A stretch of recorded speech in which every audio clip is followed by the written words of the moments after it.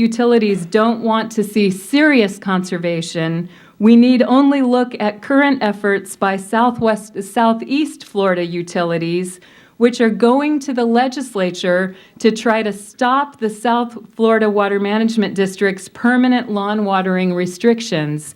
These restrictions are hardly draconian. They limit watering to 3 days per week. Utilities say that permanent irrigation restrictions will cut into their revenues and lead to increased water rates. But again, it does not have to be this way. Conserving water could defer the need to capitalize future water supply development, reducing expenditures in the long term. Other parts of the country have proven that demand management can bring water savings significant enough to replace infrastructure.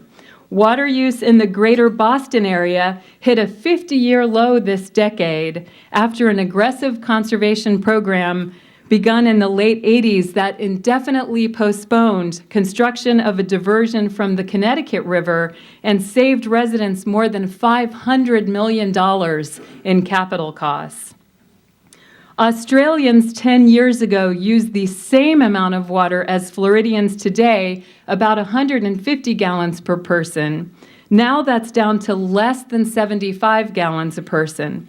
Massachusetts has set state guidelines limiting use to about 65 gallons a person per day, one of those good ideas from Florida's Water Congress that was not considered by the legislature would have set per capita use goals for Floridians.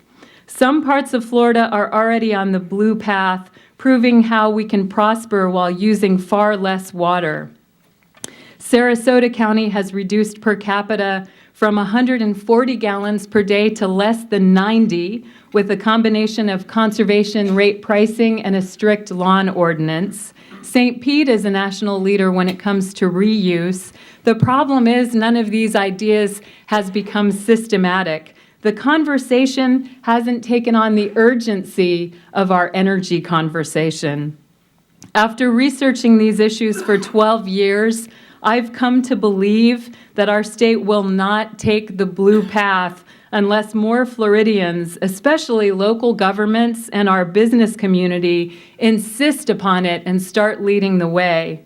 This is why the water ethic that St. John's Riverkeeper and all of you are building on behalf of this wonderful river is so very important, as are water conservation efforts by the mayor's office and corporate leaders such as the Haskell Company, which has removed about 10,000 square feet of turf grass along its river property and replaced it with natives. These and other efforts put you in the perfect position to lead Northeast Florida and the rest of the state down this blue path. In his bestseller, Hot, Flat, and Crowded, Why We Need a Green Revolution and How It Can Renew America, Thomas Friedman writes that American citizens were way ahead of their lawmakers when it came to energy efficiency and green living. The same is true for water. I recently spoke at one of the largest retirement communities in our state, a sprawling, sod-carpeted development in Central Florida, where groundwater wells are running dry. During the Q&A, a ballroom full of well-educated, environmentally conscious seniors regaled me with stories of how their own community prevents them from conserving. Cisterns and rain barrels are illegal, as they are all over Florida. I laughed when I heard how some of these seniors had figured out a way to break the rules. They painted their backyard rain barrels jungle camouflage so golf cart driving yard narcs could not spot them from the road. And that's not even the most outlandish story. In a state where many building and zoning regulations prohibit just the sorts of innovations that green builders, architects, and engineers are coming up with to help us live with less water. We must jump out of the way of new innovations bubbling up from our universities and engineering firms and offer a jump start to the tried and true technologies that need one. Since agriculture accounts for nearly half of Florida's water use, and nearly half of Florida's farmers rely on the least efficient type of irrigation, helping them achieve efficiency would free up the most water. IFAS scientists have developed efficient irrigation for most of Florida's major crops, but conversion is expensive for farmers.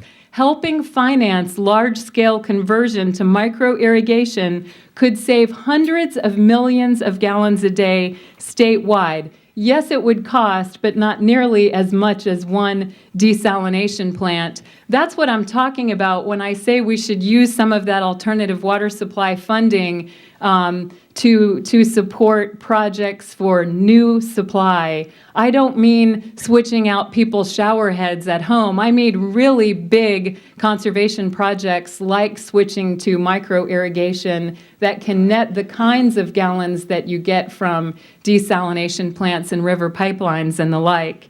Second to agriculture, the greatest gains in efficiency could be realized in outdoor irrigation. You probably know that about half of water treated for drinking in Florida goes to lawns, most of it completely unnecessary.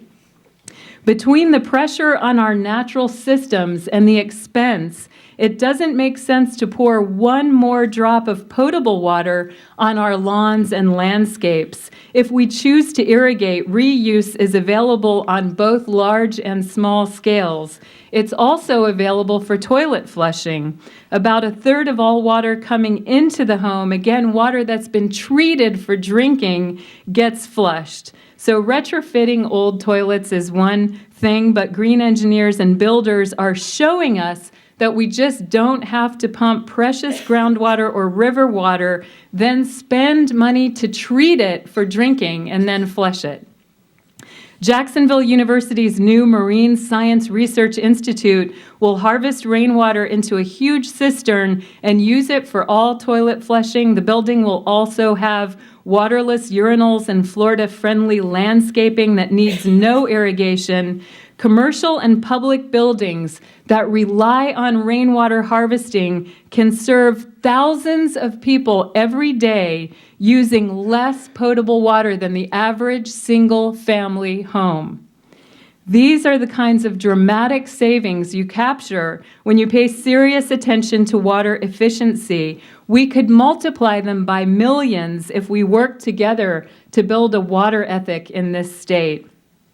I've talked a lot about tangible solutions, but I'll end with that less tangible idea that what Florida really needs is a statewide water ethic, not just for children brushing their teeth or homeowners watering their lawns. Just like groundwater and surface water are really the same water and shouldn't be viewed as two different sources to deplete, a water ethic has to be shared among citizens, government, and industry. For real change, an ethic would have to permeate every level from the governor's office to our water management districts to our businesses. In the 19th century, we overdrained this most important resource held in the public trust for all Floridians. In the 20th century, we overpumped it.